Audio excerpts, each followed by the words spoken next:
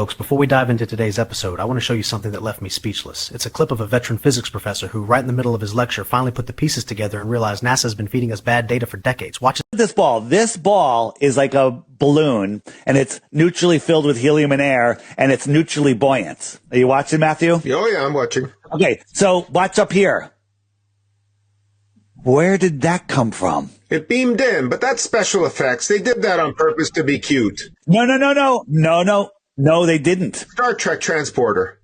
No. So that actual little beam thing you did, it's from a Microsoft product. I forget the name of it off the top of my head. That's the transition thing. They accidentally left that in. But the fact that it's not here, they're talking to kids. Oh, I see what you're saying. So okay, we see that they have the technology to okay, I see what you're saying. Yeah. And so she was manipulating this thing. It's called Paxi, and she's manipulating it. Right. And so it's augmented reality technology where. Look, guys, look, I'll be honest with you. It does all look fake. I get it. It is all fake. It looks bad, like Interstellar and the movies look better. And, but what's his name? Like, Matt Damon said in The Martian, we're going to have to science the shit out of this, right? Like it's, look, okay, these special effects, these things look bad. They do look fake. I admit it. When I saw the Tesla Roadster in space, it looked completely ridiculous, but it is what it is. So there has to be some kind of motive for this.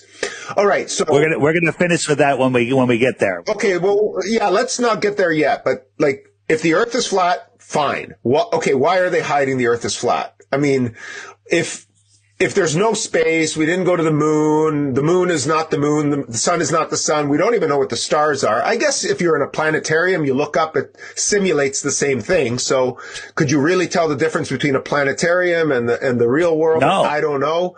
But there has to be a reason why they do. And again, I use the term they. I don't even know who they are, so I'm just going to be careful here. But this is a very, very, very elaborate global. If what you say is true, and again, I'm being very neutral here as a physicist, but if what you say is true, there is a tremendous amount of resources pumped into, like, faking the moon landing is, yeah, sure. Could they do it? Yeah, I could probably do it now with some technology, but back then it was probably a little harder. But I guess the question is, like, why the hell are they doing whoever they are doing all this? But we'll get to that. I'm very interested in these things you're showing me because they actually look a little bit crazy. Not that you're crazy, but they look so bad that. Do you want to see one more? Sure, man. Bring it on. Bring it on. I love this stuff.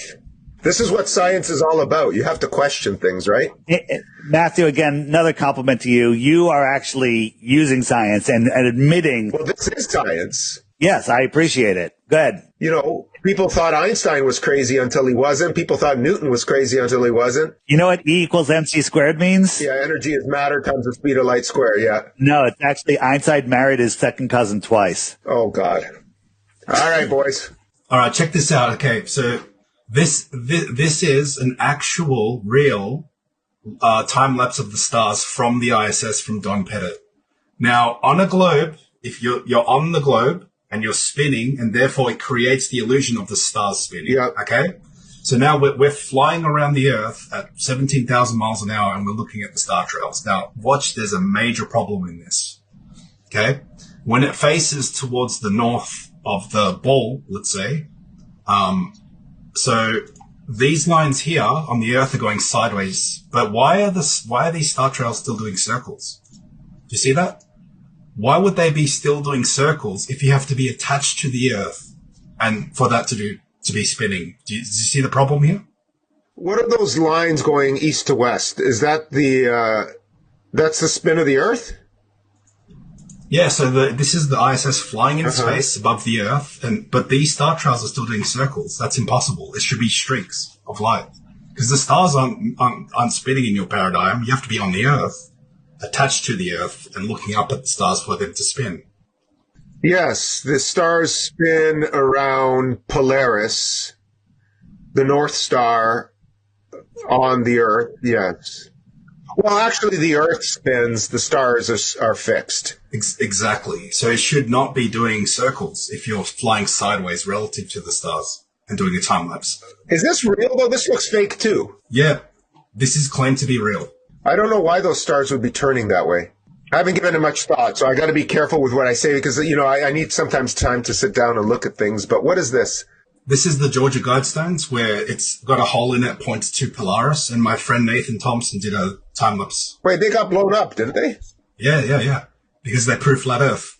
So this is what we see from the Earth according to the globe paradigm. So wait a minute. So the Georgia Guidestones had a little hole in it that point to Polaris, right? Yes. Okay, how does that prove flat Earth? Well, if that Polaris never shifts positions in there and the stars actually do perfect circles, it proves we're not moving. It proves the stars are moving.